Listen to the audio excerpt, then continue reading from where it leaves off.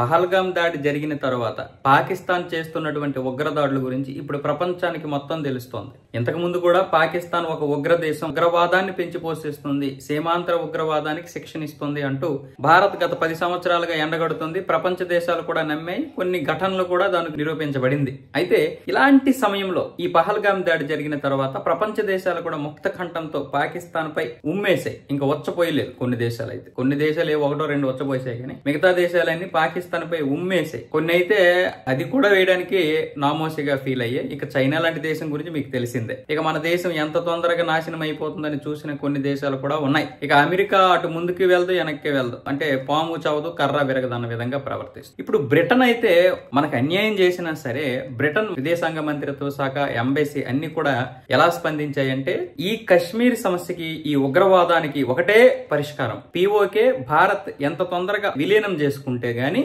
మీకు ఆ ఉగ్రవాదం నుంచి ముప్పు పోదు అంటూ అక్కడ ఉన్నటువంటి బ్రిటన్ ఎంపీ లార్డ్ మ్యాగ్నాథ్ గారు, అంటే ఆయన భారత సంతతికి చెందినటువంటి ఎంపీ, అలాగే బ్రిటన్ విదేశాంగ మంత్రిత్వ శాఖ కూడా ఇదే విషయాన్ని చెప్పింది.